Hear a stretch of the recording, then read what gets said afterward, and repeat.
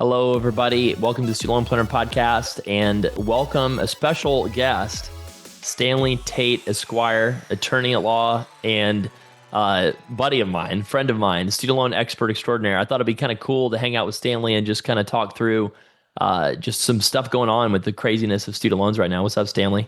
Hey, what's going on? How's everything with you? Good, good. And we're going to be publishing this across both of our channels. So did you want to give a shout out to your show, Stanley? Yeah, you could just check us out on YouTube at Student Loan Lawyer over there, and I think the link will be down in the caption below, so you can check that out there. Yeah. So Stanley and I I think Stanley, we first met when we were both in St. Louis at our. Yeah, we were both in St. Louis. I didn't realize it at the time. Was your partner then in residency or train or a fellowship? Yeah, she was actually done. Okay. She's one of these kind of super geniuses that started med school at like 18, which is Okay. like crazy. Like I think about that, like, oh my gosh, like she was in med school that young. Oh my gosh. So anyways, yeah, we took our first job, her first job out of training was in St. Louis. And so we started there and Okay. then we had to move during the pandemic, man. They kind of freaked out during COVID and they're like, oh my gosh, any elective surgeries, they're gone forever. And then like they laid her off, and like as soon as they laid her off, like demand came roaring back. Everybody was sitting at home and saying, "Oh shoot, look at all these health problems. I want to get them worked on." So Yeah. that's how we ended up in North Carolina. So yeah, That's interesting because I was out there for my wife at the time was doing her residency and fellowship at Wash U. And yeah, then we were both working out of Cortex without even realizing we were talking about student loans and both of us out of St. Louis and both of us actually working out of Cortex, but didn't even know each other until we like crossed paths one day. yeah. I mean, those were different times, right? Different times where student loans were calm, and no, I'm just kidding.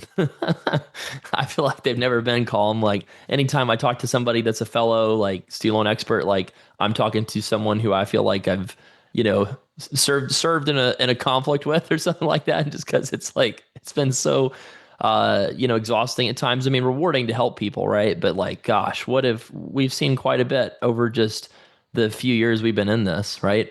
Yeah, I mean, starting from, I got into this in 2014, which was a more static time in comparison to today, which is like the most dynamic time in student loans, bar none. But I don't know that it's ever been like a problem that you fully had your arms wrapped around at all times, just because there's so much complexity to it. I always tell people this is the most complex consumer loan product, bar none, to try to figure out. So it's really hard to just get started in it and then to be an expert in it and then actually have intelligent conversations with other people about it just because it is so Yeah. complex. So it's always cool when I get to talk with someone like you. Yeah. I mean, so we obviously just had this one big, beautiful bill act pass. I always kind of, three B's makes it harder for me to say. OBBBA. I mean, the bill, we'll just call it the bill or the GOP bill in today's, show. I mean, so could you kind of give people sort of a 30,000 foot view as to what this bill does for student loans? Well, I think what this bill does for student loans, we have to kind of bifurcate it out, separate it out into what does it do for current borrowers and what does it do for future borrowers. And then there's like that weird hybrid of people who are current borrowers who are also still planning to borrow moving forward, which are typically like Parent Plus loans. For that first group of existing borrowers, it limits your repayment options moving forward. And so while we had like this kind of diverse menu of options that some say was overly complex. Others say, no, it actually kind of worked for me once you realize how it can work. We're limiting down from getting rid of save, getting rid of pay as you earn, and then getting rid of income contingent repayment and only having this one income based repayment plan moving forward. Now, inside of that income based repayment, there's two categories. There's a 10% version and 15% version, depending on when you went to school.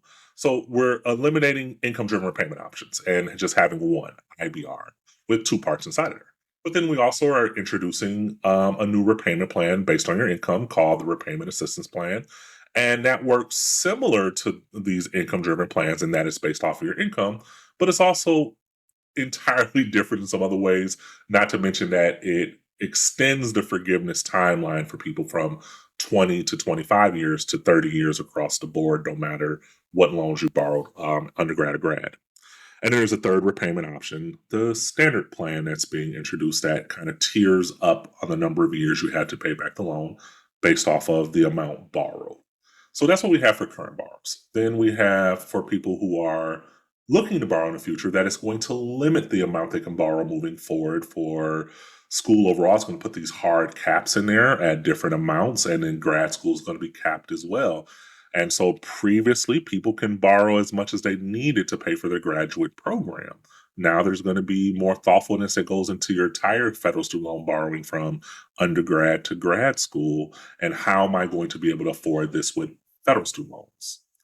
And then we have that third category of those people who are current borrowers who are also still borrowing in the future, where for the most part, the things you need to worry about are that if you're still borrowing today, then you're good for the next 3 years under the old rules. But then if you borrow beyond those 3 years, you put yourself in a position where you face caps moving forward. Also, inside of there, there's you could lose access to income-driven repayment plans if you're, say, a Parent Plus loan borrower who borrows loans after July 1st, 2026. And so I'm trying to give you a 30,000 foot view, but then you get drugged down in the details to where you actually got to get into it to really explain it. But I think the key takeaway is current borrowers are losing some repayment options, but keeping income-based repayment, and they're going to get access to this new RAP plan. Future borrowers are going to have a hard cap on their borrowing moving forward. And then this small category of borrowers who have existing loans and are still borrowing have to be very mindful about what that means in terms of their ability to fund education moving forward. And also, what does it mean for their current repayment options moving forward as well? Yo, bro, this is the attorney, level explanation, right, of the 30,000 foot view. I'm just kidding. I mean, so yeah, I think so we were talking kind of before the recording about some of the big problems that people are going to face from this. I mean, so technically, if you borrow after July 2026, you might be able to continue borrowing. But if you borrow after 2026, you're kind of stuck with RAP, right? The RAP plan. I Right. mean, That's on, my on understanding is that if you borrow new loans after 2026, then you lose access to income based repayment totally, and you're forced into RAP. But then if you're a Parent Plus loan borrower, you lose access to both income based repayment everything. and RAP altogether. You're just stuck Yeah. trying to pay it back over time. Yeah. So really, we got to get the message out there. Parent Plus folks need to make plans to not borrow, right? Not borrow after July 2026. Yeah, I think Let's, they're the you know, category of borrower I'm most worried about moving forward because they typically carry higher amounts of debts than other borrowers. They're also at their peak earning potential, or they're in their retirement off a fixed income. The retirees are less of a problem so long as they're properly managing into an income driven repayment plan. But those people who may have 5 years, 10 years left to go before their income changes, if they don't get things right, they could be hammered here with their monthly payments. yeah, like we were dealing with kind of an apocalyptic scenario briefly with that Senate bill, right? Where they were going to just take away everything from Parent Plus folks immediately with no warning. And, luckily that Senate parliamentarian kind of came in and slowed things down a little bit where we at least have, until 2026 of July to get, people with Parent Plus consolidated, right? Because that was a wonderful sigh of relief for me when they at least put that in about, you can avoid that accepted consolidation loan status if you're able to just get that loan consolidated by July 2026, Yeah, right? that would have been. There's no describing how bad that would have been had that bill had passed as it was designed, because there was even confusion about what it meant if you were a borrower who was in, say, Save or IBR with Parent Plus loans and did double consolidation. Did that mean you need to switch to ICR? So you had borrowers rushing out to switch into ICR to take the most conservative view. Thankfully, that didn't pass. And so now we have a situation where there is time to get things done, but there's still a hard deadline of when you need to get things done as a Parent Plus loan borrower. You need to be consolidated and into an income driven repayment plan as of July 1st, 2026, or else you lose access to everything. That messed up my vacation, man. I was in vacation in Spain, Crimea River, right? But I was with my wife. We were having this great trip without the kids. And then, like, I see this freaking Senate bill and I'm like, oh, bleep. Like, I know what this means. We got to get everybody with Parent Plus onto ICR immediately because that's what the bill says. And I don't know that at the time, I didn't know the Senate parliamentarian was going to come in and save people, you know? Yeah, So no one did. Like you can, I was looking at kind of bird rule impact, and like you become this quote unquote expert on some other thing that you had no clue about in order to just kind of play out the scenarios. But then you have to gamble, right? But then even if you wanted to switch to ICR plans, it was ridiculously hard to do so for some people just because of the backlog of processing delays across the board.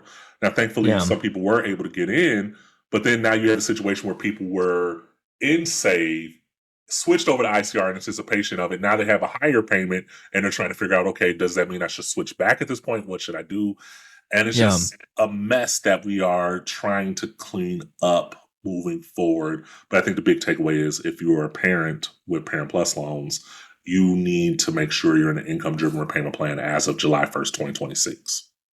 Yeah. I mean, like the other thing I was thinking about was, and trying to figure out how to give advice during that time was like, you know, if I don't tell people to do this, what is the downside? Well, the downside was people's retirements would have been wrecked, right? Because you would have had no ability to pay based on your income. And if you have like a 200K plus Parent Plus balance, right, that would have meant, 2000 a month, 1500 a month on like the extended type of plan payments, or default. And those were going to be the only two options if that bill had passed as is.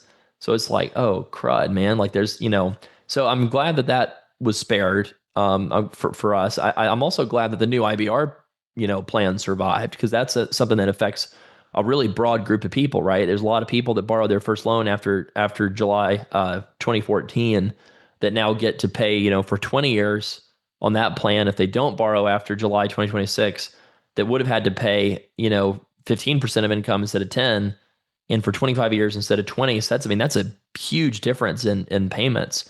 I mean, I was joking, like, the Senate parliamentarian can't accept any gifts probably, but, student loan borrowers should send that parliamentarian flowers or something, because, man, she saved everybody. Thank you for listening to this show. If you are not already getting our weekly newsletter every Thursday, you are missing out. We break down student loan news, updates, money tips, all in one helpful newsletter.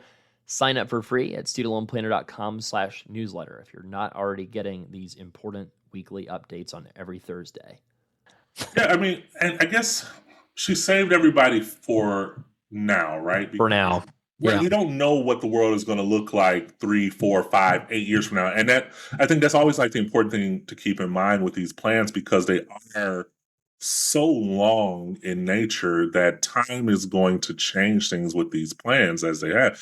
And which makes sense because we have a relatively young federal student loan lending program that has adjusted over the years to kind of meet the world where it's at.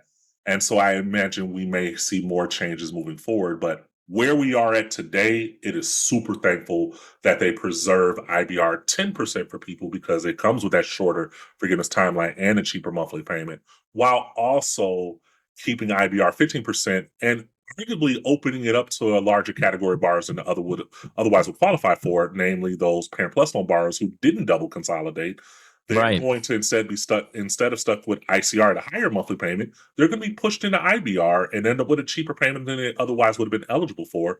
So that's a good thing at base. Yeah. But then those save plan borrowers who are going to see their payments 3x, 4x in some cases, that's going to be tough. And we're going to have to deal with what that looks like for that category of borrowers as well. Right. Well, I mean, like if you took out your first loan before October 2007, then you went from a 225% of the poverty line deduction, right, with, 10% of income above that, to old IBR is 15%, with 150% deduction, right? So like you were saying, people don't realize, and the other big whammy that I'd call out to Stanley is like IDR recertifications. They've been pushed off so many years that a lot of people, not only are they paying on a lower percentage with a larger deduction, but they're paying on a really, really, really old tax return, right? And Absolutely. and so like, some of those IDR recertifications got pushed into 2026.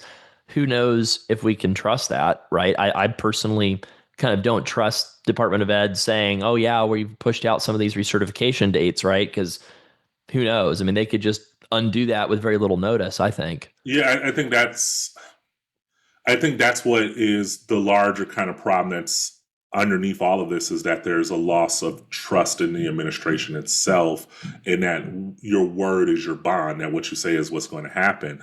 And so there's going to be some kind of picking and rebuilding that relationship back up, especially when you're in a long-term relationship with someone 20, 25, 30 years in some cases. But I did actually want to ask you a question, not to take over your interview here. No, you should. We're doing this on both of our shows, so you should interview me with some stuff that's on Yeah, your mind. I guess, but we're on that save plan borrower. I want to double tap there.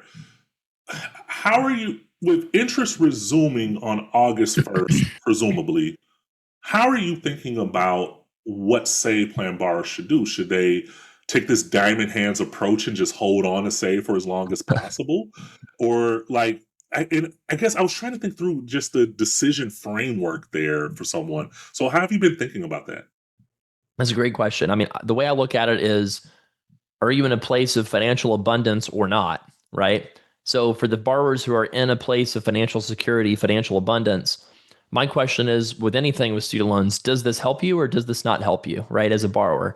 Right. And if I have somebody who's getting 0% interest with PSLF buyback eligibility for a forbearance period less than a year, then it's pretty reasonable to say, hey, stay in the safe forbearance because you can do a buyback with the lower of the two payments before or after, right? Because it's a forbearance less than a year. And then, 0% interest if you're paying your loans back. So the only person, before this announcement that the safe forbearance was not a good idea for was somebody pursuing, 20 or 25-year forgiveness in the private sector because they're obviously not getting any credit, towards forgiveness. I mean, theoretically, there was going to be a buyback for, those folks, but, we don't think that's going to happen, right? So kind of my thought process before this ending was, well, pretty much people that are slam dunk, 20, 25-year forgiveness cases might want to consider getting out of it, but everybody else just hang out, chill in the safe forbearance until further notice. Now, with this change, with the 0% ending, I'm thinking about it really from two directions, Stanley. Like, one is the PSLF buyback rules are pretty clear that once it's past, the 120 or the past a year for the forbearance, they're allowed to just ask your tax returns, right? Like to get that buyback number. So PSLF borrowers now that it's been past a year, it's not really much benefit in staying in the safe forbearance. And then, the other thought is, well, if you have no more 0% interest, what are the chances this administration reinstates some sort of interest freeze during the duration of the administration? I think pretty much nil. So the way I look at it is get out of the save plan forbearance unless you've got, high interest credit card debt, high interest personal loans, you don't have an emergency fund, and just the actual benefit of the non-payment existing is pretty critical for your finances. So that's the way that I think about it. Yeah, I think it's interesting because the way I hear you coming at it is from, I think it also is biased towards the audience that you serve, which is primarily like Higher income, higher debt. physicians, Yeah. PSLF, higher income people. So, and when I look at it, there's this other approach where I'm thinking about you have borrowers who just want to hold on to save because they have this hope that somehow Yeah. save is going to be preserved, and they'll be that lucky few that's stuck around long enough and actually get to benefit from the lower payment. So they'll be that preserved category. And there's nothing you can really do with that because psychologically they're holding on to a different kind of factor there that you can't really account for, right? Other than say, yeah, it's Yeah. possible. And what is that person losing? They're just losing credit toward forgiveness, towards IDR forgiveness during that capacity. And then with interest accruing, I don't know that they're actually losing anything either in that standpoint because interest is going to accrue no matter what plan you're in. And maybe it puts Right. greater pressure on you because you are somehow, you're like, oh, I want to hold on to it because I think the benefit of it is going to weigh out for me, but I'm really worried about the interest ballooning my balance and what that may do for taxes. So you start entertaining all these downstream considerations. But I think Right. that person, if that's what they want to do, they should probably just stay there because they're holding out hope for this thing that I don't think is realistic, but I understand why they'd hold on to it. But then you point out that for people who are actually marching towards forgiveness as soon as possible under that 20 or 25-year rule, the only reason why you should stay and save is because you really can't afford the payments today under the new IBR plan that you're in, and you need to adjust your budget to account for it, right? And that can make sense. Or maybe you realize that you're looking around the corner, your income is going to change because maybe you're going on FMLA or maybe you're going to have job loss here shortly. And so you'd rather time it more strategically to switch so you can get that lower payment for that a year because you're perversely incentivized if you're working towards forgiveness to pay as little as possible towards your student loans. And this I've been thinking about like this save plan borrower because you hear all these people like, oh man, what do I do? What do I do? This interest is interest. And I don't know that the interest to me is actually a driver of a decision here. But I guess I wanted to make sure I wasn't missing anything how I thought about it because I didn't see it as a driver. I see it as a psychological driver, but not an actual like real decision making driver.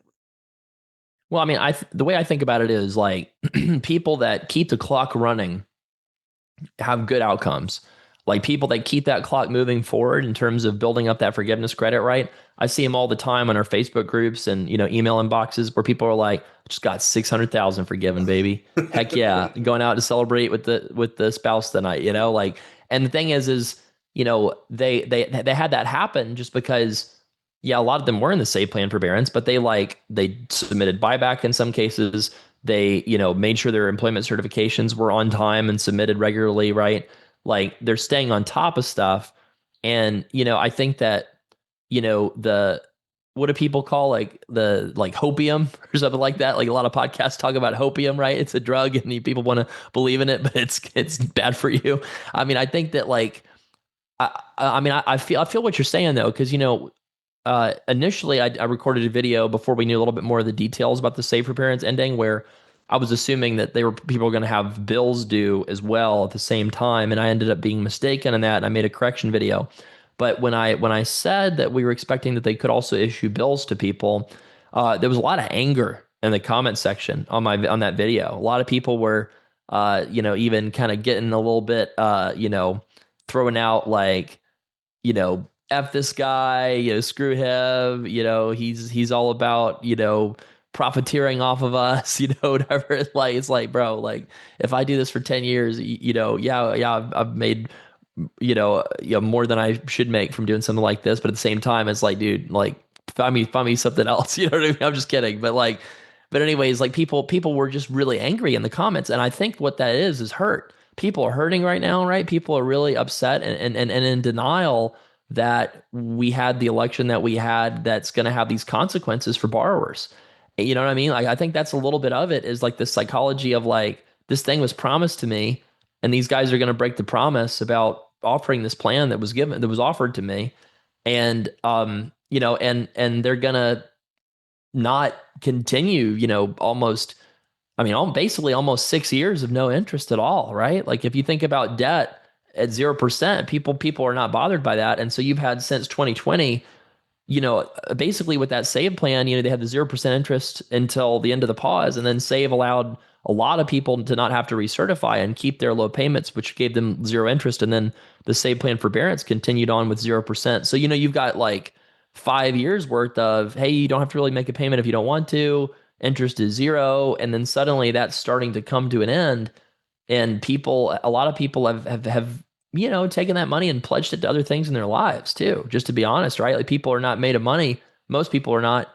And so people have spent it on daycare. They spend it on, buying a home. They spend it on, having a reliable vehicle for their family. And like suddenly this thing is coming back, and it's coming back with a vengeance. And people are like, oh, bleep, So I don't know. And so I think, what I'm trying to say is, well, some people took advantage of that opportunity to build savings, build wealth, build financial security. And those people, can go down this path. And then the people who, for whatever reason, were not able to do that. Yeah, I'm on board with people continuing in the save plan forbearance, but only as an opportunity for a wake up call. Like, hey, I got to change some stuff because like I want to be in that financial abundance category of borrower and not the I'm strapped and praying for a miracle category of borrower. But I guess that's where it's tough at too because it depends on the audience that you're working with regularly. Because Absolutely, yeah, I have borrowers who they need a miracle, and I think about this one teacher yeah. I met in client of mine out in California. She lives in Oakland. She single mom, 3 kids. no child Yeah. support whatsoever. She makes $100,000, which sounds great on paper, but she's But a it's single California, provider it's for three Oakland. three kids Yeah. in Yeah. in one of the high cost living places, and her payment under IBR is going to be unaffordable. It's just going to break her no matter what. Now, those are always these edge cases, like across the board, but I think about that person and what opportunity was there really for her to ever do more than build up an emergency savings, right? There was an opportunity to pay down the debt during COVID. There may not have been an opportunity to put that money towards a high yield savings account so they have flexibility moving forward. And so there's always going to be like this tension of have and have nots, and oh, haves are like you could do this or that, and other have nots are like, well, show me how I was supposed to do that. And then so Yeah. inside of that 43 million bars, we just have all these different stories. Well, Sorry, go ahead. and well, it's okay. And I'm just thinking my wheels are turning listening to the story because I guess what I would say to a borrower like that, and the hard thing is, obviously I've got to be able to pay people enough wages where they're willing to take student loan consults. That's a constraint that I have, right? Right. And so, so I cannot charge in some cases a low enough price where someone like that would maybe be able to afford our services. I like to think that people could, but not everybody can. And so but if a borrower like that was able to pay for our services, like what I would jump into right away is, okay, family, 3 kids, family size of 4. All right, we probably got maybe a 50, 60K, deduction, right? 150% of the poverty line. And then, we've got a lot of not good choices. What is the least bad choice, right?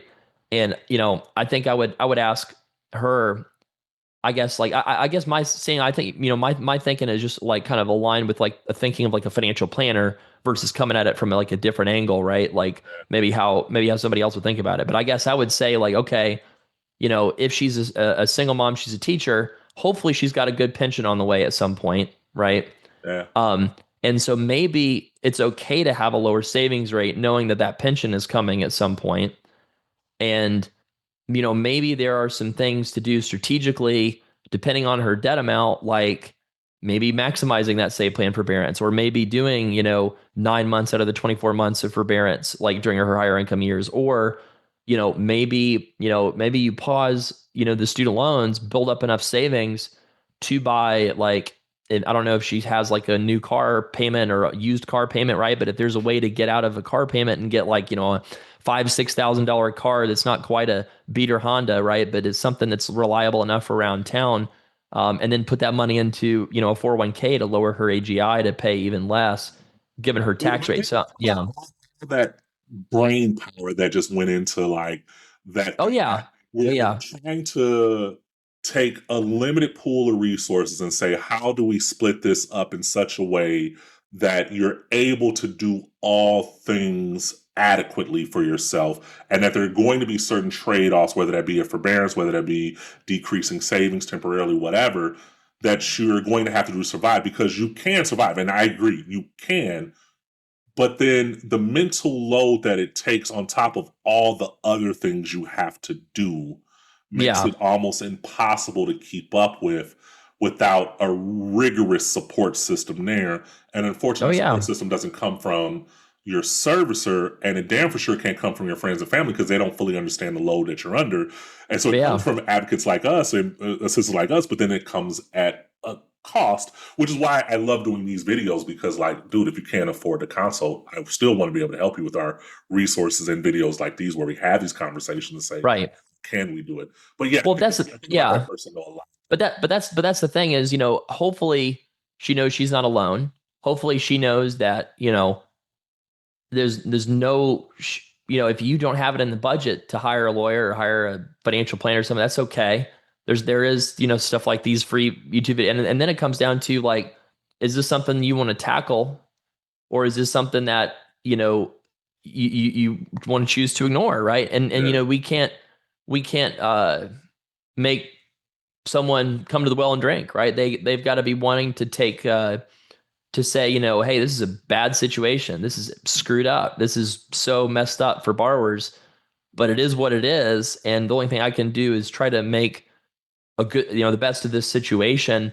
Uh, or bury my head in the sand. Those are kind of the choices, right? So I mean, at least in terms of, I don't know if that's cynical or something, but I guess the way I look at it as it shouldn't be like this, but it is kind of like cancer or something like that, right? Like cancer shouldn't Yeah, no, exist, but it you have to does. play the cards Yeah, you're dealt, right? Like it just is what it yeah, is. Because I tell people all the time, like, yes, you're in this relationship with the government, and at times it's been an abusive relationship or what felt like an abusive relationship. yeah, And the only way to opt out of that relationship is for you to get rid of the loan somehow, whether that be aggressive payoff, whether that be discharge through bankruptcy or some forgiveness program. But the reality is, forgiveness, all the programs take time except for total and permanent disability or borrowed defensive repayment, even though that takes forever as well.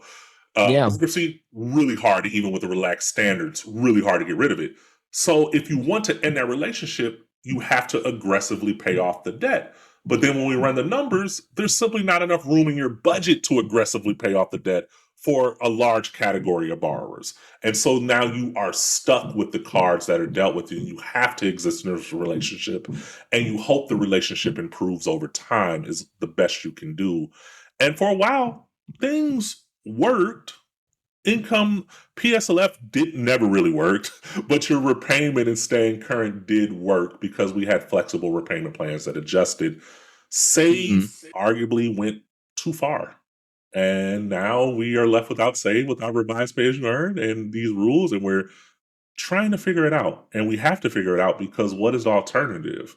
Default? Default can have huge consequences for borrowers, so I don't recommend that one either. Well, Um, I mean that's an interesting point, right? Because like, hey, if you're starting to think beyond your student loans, check out our other show, Financially Free Era.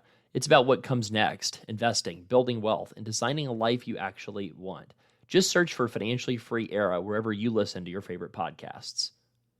There's some huge differences between the Obama administration and the Biden administration in terms of how they handle student loans. Like President Obama was in that more pragmatic, like kind of honestly centrist lane on student loans. Like he wanted to cap Parent Plus, right? Like he was, he did repay, which took away married filing separate. Like so, it's like he was very much in the, hey, like yeah, we want to have some protections, some interest subsidies, but like, let's be realistic with this or something, and like I think Biden kind of used the student loan angle as a way to, really kind of hold together that political support within his party because he wasn't as, popular of a figure, right? And so, yeah, I think that, I guess if Biden had been I don't know who the most popular Democrat would be currently, but uh, like that I don't think Governor there's a special person. there maybe isn't one, but if you had an Obama level figure currently in the Democratic Party, I don't think that they would have necessarily done this. He or she would have done the save plan, right? Like I think that was kind of in some ways like a reaction to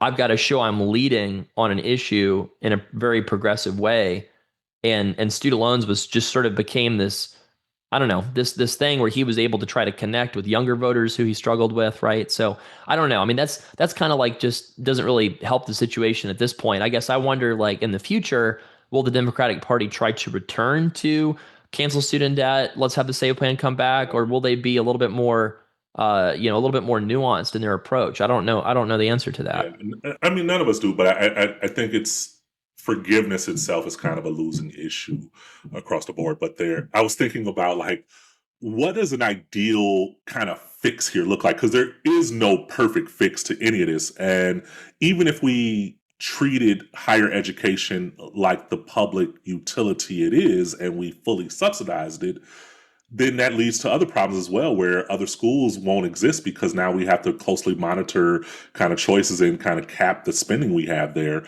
And I don't know what a fix looks like is. And one of the things I was thinking about, dude, it'd be really cool if we had like an amnesty day where like we say, Start over. approximately 2 years from now, every borrower will be able to pay back what they originally borrowed without the interest and capitalization. You have 2 years to get to that point. Now, that rewards those people who have the finances to be able to pull that To off do it. within this Yeah. 2 year window. But then maybe we come up with some type of scaling provision where it's like, okay, for those of you who over the last 5 years you've averaged less than say $80,000 household income, you get to pay a tiered portion of that back. And then we can move on because no matter what we do, we're going to try to fix it moving forward, but then we have 43 million borrowers who are on this long tail that are going to be grossly affected by the changes that we make going forward. Yeah. And I just didn't have a perfect solution, but I was like, Amnesty Day sounds really cool to me because, for the most part, it is rare that I meet someone who doesn't want to pay back their fair share. Now, what the hell Yeah. fair share means to somebody changes depending on who you're talking to. Right. Yeah. But a lot of people, they're just like, dude, is there a way for me just to pay back what I borrowed and maybe a little bit of interest, but not this grossly inflated amount? It's not uncommon for me to meet someone who borrowed loans in the early 90s. They borrowed 24,000. They now owe $200,000 through a combination of capitalization. They defaulted, collection fee percentages, etc. And that's Yeah. absurd. It's also a consequence of their decision. So I don't want to take that away from them. They made some decisions. Sometimes life just happened to them, whatever. But we need a fix. And I don't even know what a fix looks like, but Amnesty Day Well, sounds really cool to me. well, I mean, let's talk about the next crisis, if Yeah. that's all right. So I mean, we were talking about what we think is going to happen to the number of graduate programs before we started recording, right? And Grad Plus came around 2006. We were looking at this graph of pharmacy schools where the number of pharmacy schools went from like 45 to like 83 in like 3 years after Grad Plus came out. And now it's at like 133 pharmacy schools. And, I guess my prediction was it's going to fall like by 50%, the number of schools in the first 3 years of this new bill once it goes fully into effect. Because, you can only get that 3-year borrowing, in place if you start before July 1st, 2026. So like next fall, people are going to be going to grad school with 50K per year limits and aggregate 200K limits. And so just thinking about the professional schools that have been having people borrow, 300, 400K, there's a lot of them out there. I mean, what do you think happens next? Because these are also not inflation adjusted limits. So like every year that borrowing limit kind of goes down by inflation too, with the way they wrote it. So it feels like a ticking time bomb. Yeah, I think over time you're going to see the scaling back of programs and institutions as well. Like there are going to be HBCUs that simply can't exist without Parent Plus loans. That's just reality. Without some type of government intervention. Um, you're what's interesting about that stat, like we were looking at the table of the pharmacy schools, are that we nearly 4x the number of pharmacy programs, but we did not 3x or 2x the number of applicants. We just Yeah. increased the amount of people that were admitted, right? That Yeah. almost double, like almost tripled over time. Yeah. And so, 34% acceptance rate to like 87% acceptance rate. right. Yeah. So I think you're going to see a culling back of programs. You're going to see a culling of institutions. And if you're an Ayn Rand, type person, you'll say, good, this is what the market says. You'll survive if you're supposed to survive. And I could work with that. But then you're going to have people. And people are weird in that we're not going to do the smart thing financially. We're going to do the thing that feels good emotionally, and we're going to find a way to fund our child's education outside of federal student loans. And so that's going to be a step up in private loan borrowing. And right now, there's going to be tighter limits on borrowing because they're going to focus on prime borrowers with creditworthiness, and they're going to move beyond creditworthiness and start looking at what is the actual return on investment that you can expect for your degree itself. And in the school that you're at, you're going to see these kind of sophisticated models continue to evolve because they already exist. But then at some point, they're going to run out of prime borrowers, and people are going to borrow subprime loans. And you're going to see people with 14, 15, 16, 17% interest rates on private student loans that they're taking out, not because it is a smart financial decision, but because it is, I need to do this as a parent for my child to give them what I could not have myself, which I don't know how we account for that. And I don't know that you can turn this Titanic around quick enough to like get rid of that behavior, because you're going to have people that are unfortunately are stuck because they're starting school. They already started school this year. They have to pay for year 4 and Yeah. instead of withdraw, right? Like, or Yeah. change schools. Like, and why do I need to change schools? My oldest kid, your oldest daughter, she got to go where the hell she wanted to go. Why can't I do the same thing? So there's going to be all these internal pressures that you can't account for, but that are going to exist. And I think that's going to be a really sad situation, that the number of borrowers who are going to take out loans that they really can't afford to pay back comfortably and are going to end up in a worse financial position. They're going to have to leverage their retirement, et cetera, or they're going to have to look to bankruptcy as a solution. Yeah, I mean, like, what do you tell? I mean, like, also, I've been getting stories from borrowers saying, like, they're asking their financial aid officers about this, and the financial aid officers are like, "Oh, there's nothing to worry about. It'll be fine. Don't worry." You know, I mean, like, Bro, they and, told us that shit back in 96, 97, yeah, 98 when we're in undergrad. They're like, oh, take out the loans. You'll find a way to pay it back. you'll figure it out. Like, I mean, like, I think that is there any accountability, right, to where if that statement is false, is there any legal remedies you have, or and the answer is no. So it's sort of like, or at least most cases, I guess, like, There may be like where these states have developed these consumer rights laws that didn't exist at the time that, for me, I went to undergrad 98, 99 ish era. And those consumer rights hadn't developed. And there may be individual claims that need to be pursued at that point, but those are also far downstream. I think I just worry about, like, okay, where are we at today? Which is good thing current borrowers have options. yeah. Future borrowers have less options. They have to be more circumspect with the institutions they're paying for, but then also accounting for just humans. And humans are not going to do the best financial thing. They are going to do the best emotional thing at times, often. And how do we protect those people? That is my concern. I hope that the next administration prioritizes how do we fix this moving forward, not just in a way that culls things. And I think that's where we're at, where, yeah, you want to cap programs, bro, but like the way that we're doing it is like really harsh. Well, yeah, I mean, I'm thinking about, people that are going to go to school that need to borrow for, the 3 years, whatever, they have to borrow for the fourth year.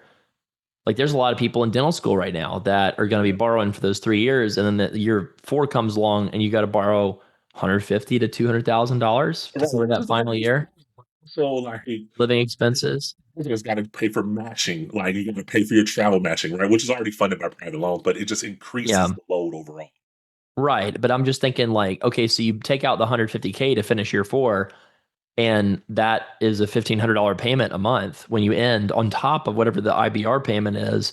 And so people are going to come out making, okay, you're making 150, but after taxes, This is going towards student loans. yeah, but after taxes, you're making 100,000 because student loans are not tax deductible, right? And so you're okay, so you're making 8,500 a month, and of that, 3 grand a month is going to be going to student loans. And so, like, there's this, you could say there is a supply demand shock to the market that's coming too. And I think that this is definitely on the way, where I think what we're going to see is if you have half the schools closed down, there's going to be a half of the new entrants into the labor market that there were before too.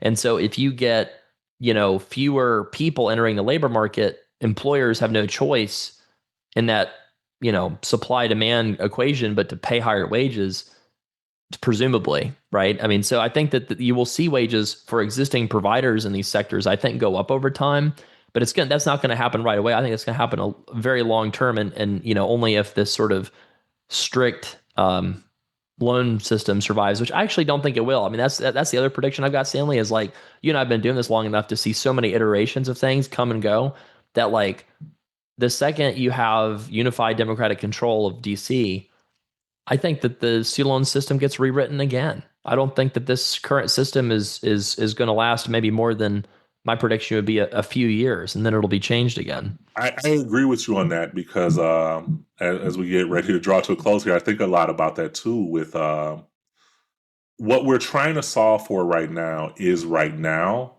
next year, and maybe the year after. Unfortunately, student loans are this unique debt that has long term implications, but doesn't come with like this set it and forget it mindset. It's actually a very active involvement in it, unlike your mortgage or your car note, where you just pay it and you don't think about it. But the student loans, you have to manage it based on those rules. And I do think we'll see a change because that's just consistent with how we handle other areas of law. Like the code gets too verbose and we have to trim it and we have to totally overhaul it. We've done it with the Internal Revenue Code, we've done it with the Bankruptcy Code. We have not done it with the Higher Education Act the same way. We've made these iterative changes. ICR was an iterative change, IBR was an iterative change. IBR 10%, pay as you earn, repay. Save was arguably an iterative change, but also like kind of a nuclear bomb to it with the early forgiveness timelines. That was a little bit overdrawn, but whatever. So we're going to see a change there. I don't know what that change looks like for future borrowers in terms of not only their repayment options, but their borrowing limits, because I do believe we need some type of control on it.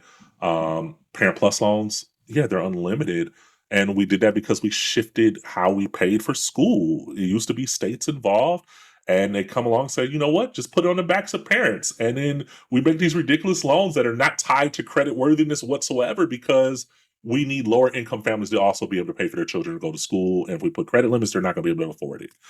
And I hope to see a change in the future that gets things right, whatever right looks like. But I'm not even sure what that means because arguably higher education is a public utility. And I think we should treat it as such because our population does much better with an educated society. Does that mean we need to increase taxes in order to do it? I don't know, but I think we need to be real with ourselves about what higher education means to the value of our GDP. Well, I mean, one one idea that I thought was actually kind of smart, the way the Biden administration tried to structure the cancellation was giving people who got Pell Grants an extra 10K of cancellation. Like that kind of, in a lot of ways, kind of is a way to, imperfect way, but it's a way to kind of identify who needs a little bit more help, right? And who's coming from families that do not have generational wealth, right? So I'm just sort of thinking about like, man, if they had just made this new law that anybody who got a Pell Grant in undergrad for grad school, they can get an extra 25K borrowing limit. You know what I mean?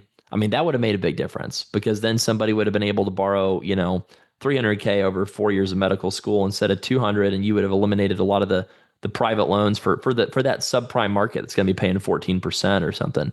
You Yeah, know? dude, it's we have yet to reckon with our original sin, and so here we are Yeah, with programs where we do need to account for the inequities in just long term finances, and that people just don't have the same amount of resources to pay for things, and the yeah. change that we have in place don't account for that. They're just like this hatchet job done.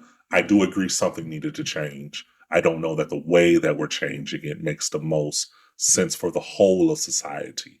It Yeah. limits who can go to school in a way that is not financially ruinous moving forward. Well, I mean, and I think that the issue of student loans going forward too is going to be just frankly way more partisan than it was in the past, right? Like if you go back to the Romney sort of Republican era, like there was a lot of people with graduate degrees in the suburbs. Those people were basically all or not all Republicans, but they were disproportionately Republicans, right? And then come fast forward to now, you have this big education gap between the parties that didn't used to really be there in the way that it is now, right? And so you have with the Republican Party, a lot more of a working class type of coalition that's a lot less interested in the fate of student loan borrowers than they would have been 10 years ago, you know? Yeah, I Um, mean, we're one issue voters, man. TikTok yeah, and other sources have made people one issue voters. Immigration, I'm all about that, right? But student yeah, loans, I don't care about that. I ain't got no student loans. But I think that's where we look bigger picture about what does this mean for our overall society and who we aspire to be as individuals. Um, I hope that it's one that we are empathetic towards one another, but damn, it don't seem that way. thank you so much for being on the show, Stanley, and check out Stanley Tate wherever you listen to anything with student loans. Check out Student Loan Planner as well. A lot of chaos, and even with this bill passing in the coming months. So we will keep our eyes on the chaos for you, so you don't have to. And thank you so much for listening to the Student Loan Planner podcast. And thank you so much for listening to Stanley and me just chat about just what's going on in the crazy world of student loans. Have a great rest of your week. Are you on the free Student Loan Planner email list? If yes, you could upgrade your experience and discover student loan loopholes so good they might get repealed if I talk about them publicly. Find out my very best thought leadership that I really just can't be super open about anymore, unfortunately. If you want to get our very best tips, not just the ones that I can share for free, then go to studentloanplanner.com/insider to get a special discount for your year membership. That's studentloanplanner.com/insider and get our very best dozens of bonus content and tips that's going to save you money and get you out of student debt faster. And if you're already an SLP insider, please reply back to those emails and let me know how I can make it even more valuable.